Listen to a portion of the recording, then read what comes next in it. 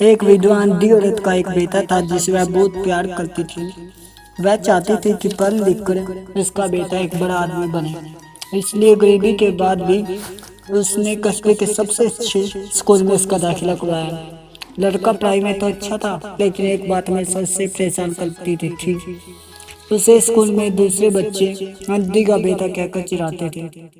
वह जहाँ भी दिख जाता सब उसे देखो अंधी का बेटा आ गया कहकर चिढ़ाने लगते।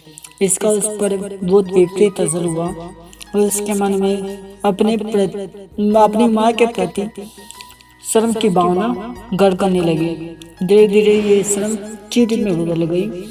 वह अपनी माँ के साथ कहीं भी जाने में कतराता।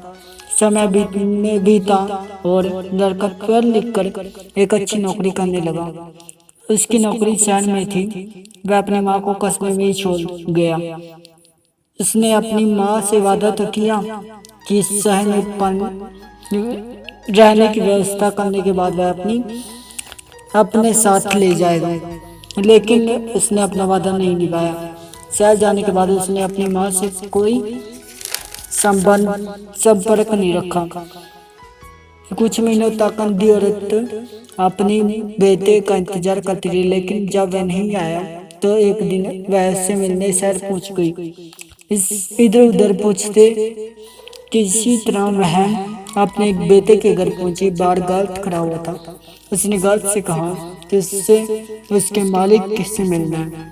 गार्ड ने अंदर जाकर जब उससे मालिक को बताया तो जवाब मिला, बाहर जाकर बोल दो कि मैं भी घर पर नहीं हूँ। गार्ड ने वैसा ही किया। अंधी औरत दुखी होकर वहां से चली गई। कुछ देर बाद लड़का अपनी कार में ऑफिस जाने के लिए निकला। रास्ते में उसने देखा कि एक जगह पर भीड़ लगी हुई थी। भीड़ का कारण जानने के लिए जब वह कार से उतरा तो बीच रास्ते में अपनी बूढ़ी माँ को मरा हुआ पाया। उसकी माँ की लाश की मुट्ठी में कुछ था। मुट्ठी खोलने पर उसने देखा कि उसमें एक खत है। वह खोलकर पढ़ने लगा, बेटा बहुत खुश हूँ कि तुम बड़ा आदमी बन गया। तो उससे मिलने का मन किया तो शहर चली आई। इसके लिए मुझे माफ करना, क्या करूँ, तेरी बहुत याद आ रही थी।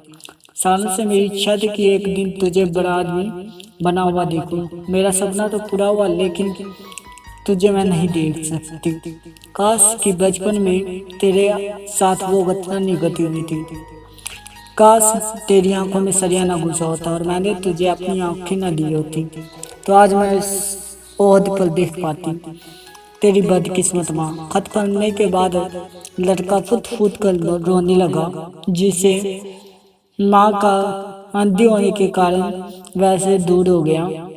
उससे अपनी ही आंखें उसके लिए बलिदान कर दी थी। वह ताउम्र खुद को माफ नहीं कर सका। दोस्तों, माता पिता का प्रेम असीम है। ये वो अनमोल प्रेम है जिसकी कोई कीमत नहीं। वे हमारे सुख के लिए अपना सब कुछ बलिदान कर देते हैं। हमें सदा उनका सम्मान और प्रेम करना चाहिए।